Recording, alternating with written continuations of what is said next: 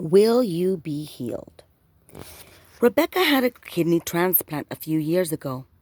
Her body went into acute rejection several times, damaging the new kidney so much that this last year it has only been functioning at 8%.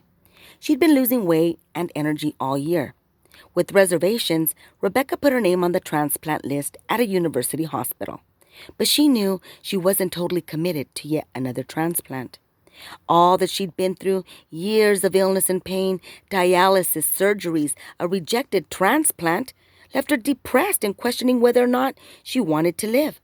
A kidney didn't come the first month, the second month. It didn't come the third month.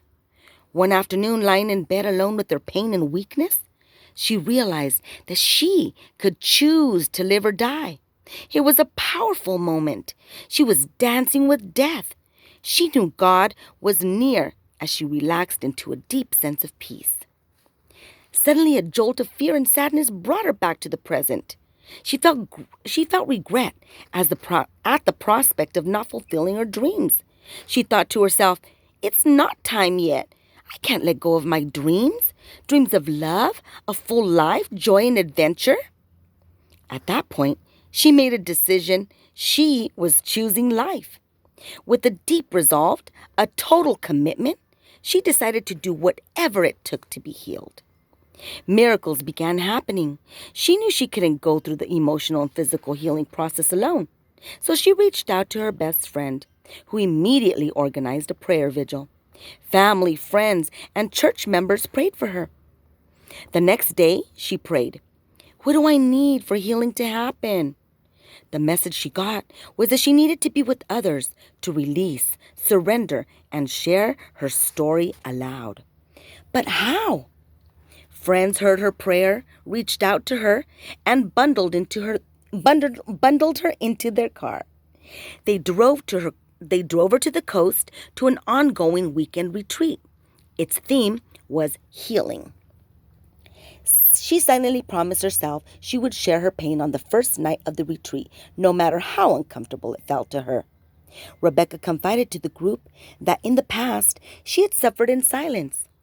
On this magical night, however, she opened her heart and her struggle poured out.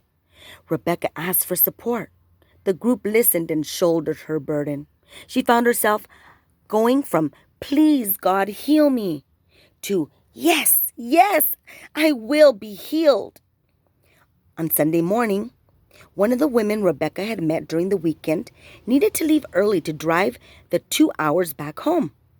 Packed, she decided to stay until after the morning meditation. During the meditation, the call came for Rebecca. A new kidney awaited her. She now had a ride ready to go. Before they left, Rebecca stood in the middle of a healing circle with a group of 40 people who sang "Alleluia" as they blessed her, loved her, and sent her healing light for a successful transplant. Rebecca had the kidney transplant that evening. The next morning, a kidney function test was done. The test results came back high, indicating a need for dialysis. After a dialysis treatment, they tested her again, and the results seemed too good to be true.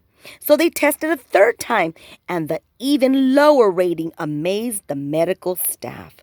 She was doing better than anyone had ever imagined was possible. They had not factored in the power of prayer. Rebecca has a scar on her left side pointing slightly downward from the first transplant. Now there's a connecting scar on her right side. They make what she fondly calls my wonderful smile right in the middle of my belly. She will be healed.